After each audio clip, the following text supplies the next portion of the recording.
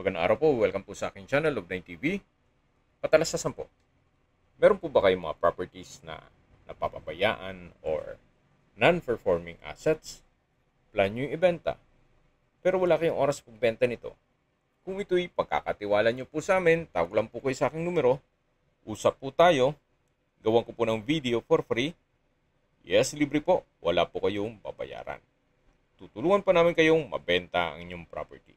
Kami na po bala sa marketing, sa boosting or paid ads. Even sa tripping, hindi na po kayo mapapagod sa pag-entertain ng mga buyers. Kami na po bala sa lahat. Tawag lang po kayo. Nandito po tayo ngayon sa Seafront Residences sa San Juan, Batangas, kung saan isa po ito sa project ng Aboitiz Land. May kabuang sukat ng lupa po ito na 43 hectares na beach community. Mula po dito sa clubhouse, yan po, tunghayin nyo po. Napakaganda ng dagat. Very relaxing. Napakatahimik po ng lugar, sariwang hangin. At sa klima naman po, banayad lang. Hindi naman siya ganun kainit at hindi naman ganun kalamig. Ito po yung swimming pool at yan po yung clubhouse. Meron din pong basketball court. At mula po sa mga kabahayan, ay meron pong daan papunta dito sa mismong dagat o sa clubhouse. Tungkol naman po sa security, safe na safe po kayo dito. Gawa ng meron din pong 24 hours roving guards dito sa loob ng subdivision. At ito pong subdivision ay along the highway. Kaya accessible din po ito ng public transportation. Punta na po natin yung property ni Madam at Sir. Dito po sa in-between ng mga bahay, especially sa likod, ay meron din pong parke. O pwede rin maging playground ng mga bata. So, in-between ng mga kabahayan, ay meron pong open space na pwede pong gamitin ng mga residente. So, kaya napakaaliwalas po, gaya po nitong nakikita nyo o nadaanan natin na pwede pong gawing hangout area. Nandito na po tayo sa property binebenta. May lot area po ito na 200 square meters more or less. At may floor area na 100 square meters. Ito po yung garahe na open lang po siya. Then meron pong concrete fence. Sa likod po niyan ay may bakanting lote pa na pwede pong pa-landscape at lagyan ng garden set. Ang kagandahan po dito sa property ito ay possible din pong maging income generating. Gawa ng pwede pong gawing staycation business. Or ipasok nyo sa Airbnb para kontrolado nyo ang booking nito. Ang rate po pag peak season ay 10,000 per night.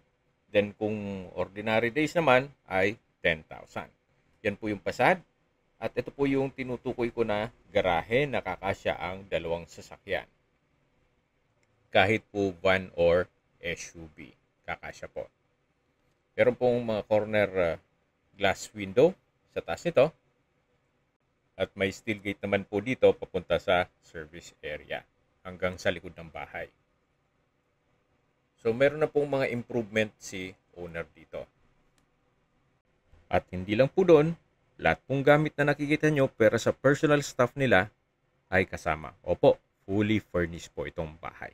So ito po yung tinutukoy ko na open space. Then yan po yung concrete fence na naka-stucco finish. Then may mga ornamental plants rin po. Ito pong covered land ay isa po yan sa improvement ni owner. Hanggang dun yan sa may access gate papunta sa likod ng bahay. Ito po yung corner side nitong pasad at modern design na rin po. So dito po sa baba ay meron pong corner glass walls and sliding glass door. Naka-tile flooring na rin po dito. At ito pong solid wood na table and bench chair ay kasama po yan. Ito po'y halos bago pa. Kaka-turn over lang po nito at hindi naman nila natirhan o napaupahan. May mga pagbabago lang sa kanilang plano, kaya ibebenta na lang muna nila ito. Ito po yung access na gate na papunta dito sa likod ng bahay. Ito po yung tinutukoy ko na hangout area o open space. Hanggang dun po yan sa dagat. So, ganun po kaganda itong disenyo nitong subdivision, ay may bakanting espasyo para pwedeng gawing hangout area. Hindi na po kailangan pumunta sa parks and playgrounds. Then balik po ulit tayo dito sa loob. Tunghayan niyo po ulit itong covered lanai na halos kakagawa lang din po nito. Then ito pong solid wood table and bench chair ay kasama po. Ito po yung sliding glass door na papasok naman dito sa loob mismo ng bahay. Samahan niyo po ako, pasok po tayo at welcome po dito sa property ni Madam at Sir. Ito po yung living area o salas. Then meron pong split type aircon. Then multiple lights na chandelier. May TV. So ito po'y hindi rin nagagamit po yan. Gawa ng sa Manila po sila nakatira. Then naka-tile flooring na rin po ito. Then may flute type design itong wall. At ito naman po yung dining area. Ito pong dining area ay malaki din ang espasyo. Sa dulo po ay yung corner glass window. Then meron pong wall-mounted na wooden rack na may pass-through window. So, ito naman po yung hallway na papunta sa mga kwarto. Kung meron man po kayong PWD or senior citizen sa pamilya, ito pong kwarto na to ay para sa kanila. Para hindi mahirapang pumunik pa sa second floor. So sa spasyo, sakto lang. Hindi naman siya ganun kaliit at hindi naman ganun kalaki. At dito naman po ay meron pong maliit na stock room sa side na to. So hindi natin mabuksan kasi may mga personal na gamit si owner. At paglabas nyo po, meron po ditong common toilet and bath. Naka-sliding door. Lahat pong toilet fixtures ay halos bago pa. Then sa dulo ay meron pong glass wall na nag-serves as natural sunlight. Dito po sa taas ay meron pong exhaust fan. Then naka-flute type design itong wall. At meron pong wall-mounted wooden rack. Bago po tayo umakyat o pumanik sa second floor, check po natin itong access door na papunta sa service area. So yan po yung access gate na papunta sa likod ng bahay. Then dito po ay meron pong dirty kitchen na may tile kitchen countertop. Ito pong extension na to ay si owner na ang nagpagawa. Kasi bare lang po ang turnover. Dito po ay meron ding countertop at modular cabinet. Ito po yung steel gate na papunta naman sa garahe. Ito po yung wall-mounted na modular kitchen cabinet. At dito naman po yung kitchen countertop. At may storage ng kitchen utensils. Naka-tile flooring na rin po dito sa area to. So, babalik po ulit tayo dito sa loob. Mula po dito sa dirty kitchen, yan po yung common toilet and bath. At ito naman po yung hagdan. Ito po yung naka-tiled staircase at tubular handrail at railing. Samahan niyo po ako, akyat po tayo. So dito po sa staircase wall ay pulido din ang pagkapintura. Nandito na po tayo sa hallway. High ceiling din po itong second floor. Dito po sa hallway ay meron pong sliding glass window na nag-serve as natural sunlight din dito sa area. Check po natin itong second bedroom. Sa spasyo, malaki naman siya. May corner glass window, may wall-mounted wooden rack, may split-type aircon, high ceiling, at naka-tiled flooring na rin po ito. So, ito po yung pangalawang kwarto. Then, labas po tayo. Dito naman po yung pangatlong kwarto. Stainless po itong doorknob. Then sa spasyo, malaki din po siya. Naka-tile flooring, may wall-mounted wooden rack, pulido din ang pagkapintura, at may split-type aircon. At may bed box and mattress. So, yan po yung pangatlong kwarto. Labas po ulit tayo. Ito naman po yung common toilet and bath. Sa toilet fixtures, maayos. Naka-tiled bathroom wall. Then may portion na naka-flute type design. High ceiling. Meron pong exhaust fan. May vanity mirror. Wall-mounted wooden rack. Water closet with bidet. Dito naman po yung overhead shower. Then meron din pong bathroom window na nag-serves as natural sunlight din po yan. So ito po yung second na toilet and bath. Ito naman po yung fourth bedroom. Mas malaki po itong fourth bedroom. Then may corner glass window. May bed box and mattress. May split type aircon. Naka-tile flooring. Pulido din ang pagkapintura ng ceiling at wall. May ilang painting din po. At meron din po itong sariling toilet and bath. Na maayos din po ang toilet fixtures. May bathroom countertop. Stainless faucet.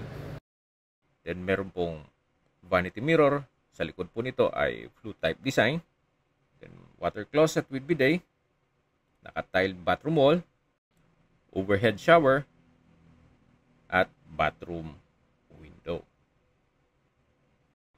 Na nag-serve as natural sunlight din po yan. May shower curtain din po. So labas po tayo. At lipat na po tayo dito sa access door na papunta naman sa balkonahe. Ito pong balkonahe ay malaki naman ang spasyo. Naka-tile flooring. Then meron pong metal grill. May coffee table. At tanaw naman po dito yung likod ng bahay. Na dyan tayo galing kanina. Hanggang dito po yan sa dulo. Ang ganda po ng konsepto ng developer nito. So usually pag subdivision, sa likod mo ay may bahay na kaagad. Pero ito po, sila'y mas priority nila kung saan komportable ang magiging residente. May mga open space, hangout area. At the same time, pag gusto mong maligo sa pool, pwede kang pumunta sa clubhouse. Then kung gusto mong maligo sa dagat, walking distance lang din po mula dito sa property. So, ito po yung mga kwarto at banyo dito sa second floor. Akyat po tayo. Dito po sa kalagitnaan ng hagdan ay meron pong corner glass o staircase window. Ito naman po yung access door na papunta naman dito sa view deck. Then naka-tile flooring na rin po ito. May metal railing dito sa dulo. Mula po dito, matatanaw nyo naman yung dagat. So may ocean view din po siya. Yan po, napakatahimik ng dagat ngayon. At hindi lang po doon, hindi lang ocean view, kundi meron din po itong mountain view. Dito naman po ito sa kabilang side. So may ilang mga ginagawang bahay pa po dito.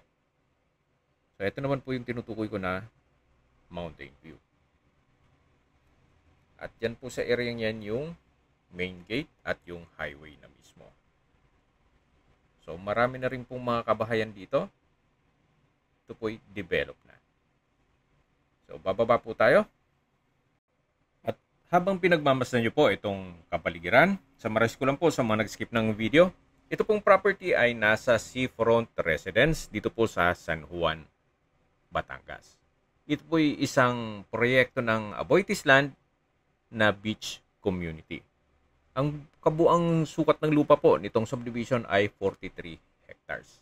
Kompleto po ang amenities gaya ng clubhouse, seafront town plaza, basketball court, swimming pool, at meron pong 24 hours security. May lot area po ito na 200 square meters at may floor area na 100 square meters.